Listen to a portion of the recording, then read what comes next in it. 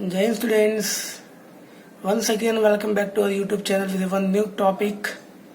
Okay, today's lecture, today we are going to discuss about some example of chapter number 10 science standard 9th. So let's start the chapter. Okay, topic को पूरा ध्यान से देखिएगा, topic को पूरा देखना, उसके बाद अगर आपको अच्छा लगे तो लाइक करना, सब्सक्राइब करना और शेयर करना अपने दोस्तों के साथ. Okay, let's start the topic. Okay, बहुत सिंपल और इजी वे में मैं आपको सिखाने वाला हूँ.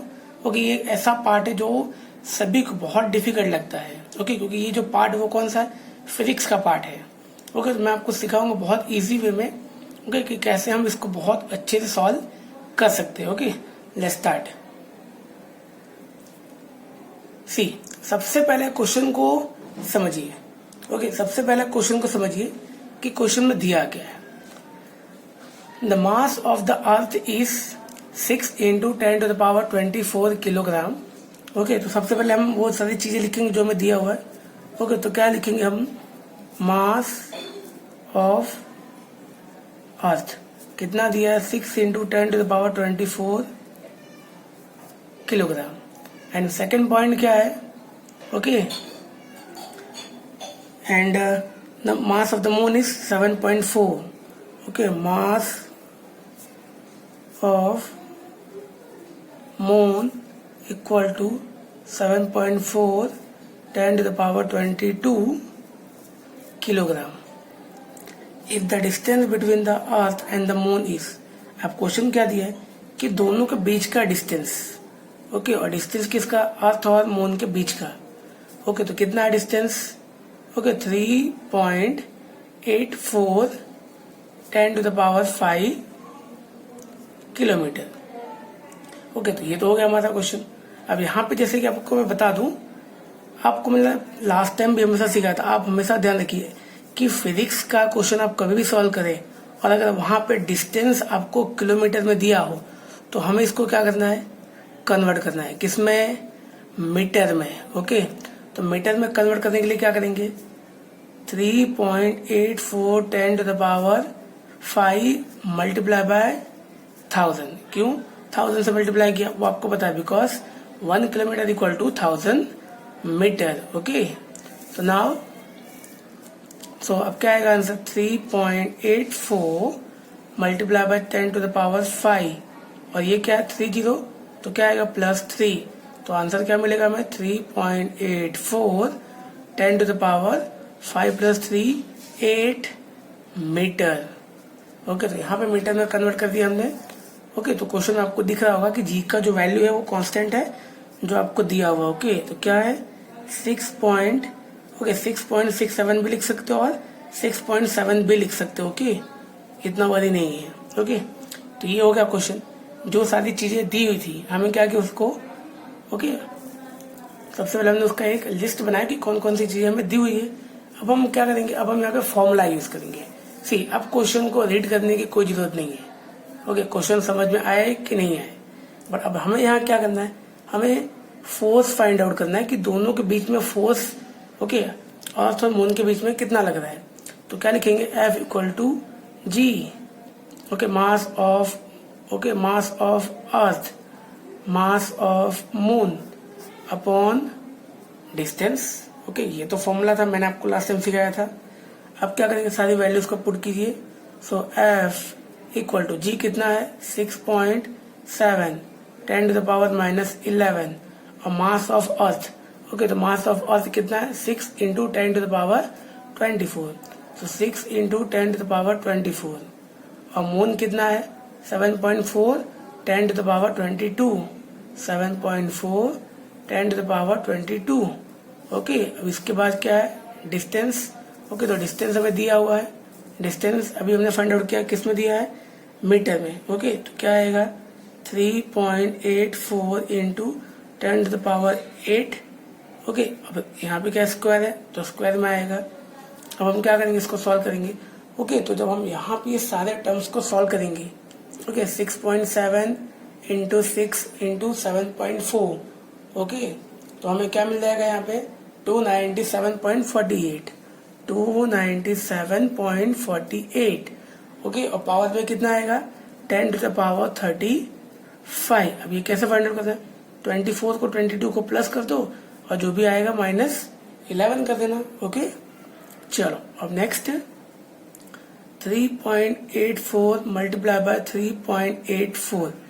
ओके, बिकॉज स्क्वायर में था और 10 to the power 8 to the 16।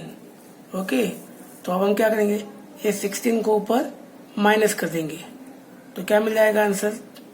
Okay, 297.48 multiply by 10 to the power 35 minus 16 तो 19 और divided by 3.84।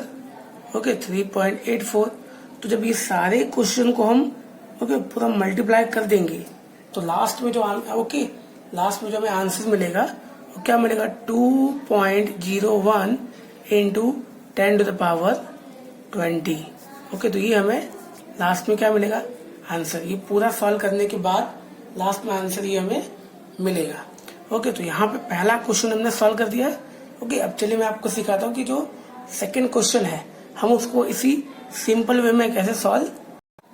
Let's start the second question. Okay, question number 2 बहुत ही इंटरेस्टिंग है। A car falls off a ledge and drop to the ground in 0.5 second. Okay, अब question में देखिए, सबसे पहले क्वेश्चन को बहुत इजी वे में समझिए। A car falls off a ledge, एक कार है जो नैरो हॉरिजॉन्टल सरफेस से ग्राउंड पे फॉल हो गई है और ग्राउंड पे फॉल होने के लिए उसको कितना टाइम लगा है, 0.5 सेकेंड। अब यहाँ पे जो क्वेश्चन में हमें दिया है कितनी चीजें हमें फाइंड आउट करनी है, 3। सबसे पहला what is its speed on striking the ground. अब पहला क्या आंसर कि कार जब ग्राउंड पे नीचे टकराई तो उसका स्पीड क्या था। Second, what is it's average speed. अब सेकंड क्वेश्चन क्या है कि उसका एवरेज स्पीड क्या था। एवरेज स्पीड कब निकालना है, ड्यूरिंग 0.5 सेकेंड। और थर्ड पॉइंट क्या है कि जो लेज था, ledge, how high is the ledge from the ground. तो लेज है वो ग्राउंड से कितना ऊपर था। लेज को हम फॉर एग्जांपल अब एक छोटा सा ब्रिज भी बोल देते हैं। ग्राउंड से लेज के बीच का डिस्टेंस कितना था, तो ये हमें फाइंड आउट करना है। तो चलिए सबसे पहले मैं आपको क्वेश्चन को सबसे इजी वे में सॉल्व करना सिखाता हूँ। सबसे पहले एक लिस्ट बनाइए कौन कौन सी चीजें हमें दी हुई है। तो जैसे कि आपने क्वेश्चन में देखा हमें सबसे पहले दिया हुआ है 0.5 सेकेंड टाइमिंग।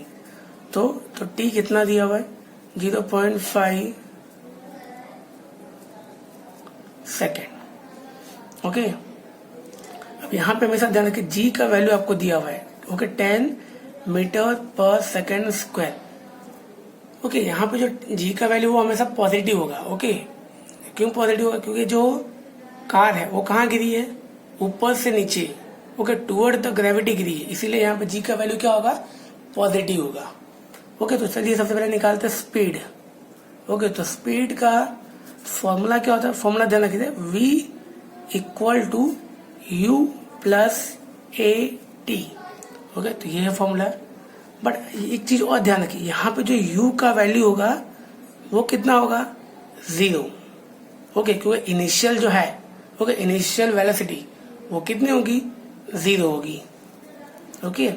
तो हम क्या करेंगे, v इक्वल टू 0 प्लस हम इसको a भी सपोज करेंगे। क्योंकि ये क्या आएगा, एक्सेलरेशन ड्यू टू ग्रेविटी। तो यहाँ पे 10 और t कितना है, 0.5। तो 0 प्लस 10 मल्टीप्लाई बाय 0.5 तो क्या आएगा, 5 मीटर पर देन 0 प्लस 5 मीटर पर सेकेंड। तो ये तो हो गया फर्स्ट पॉइंट।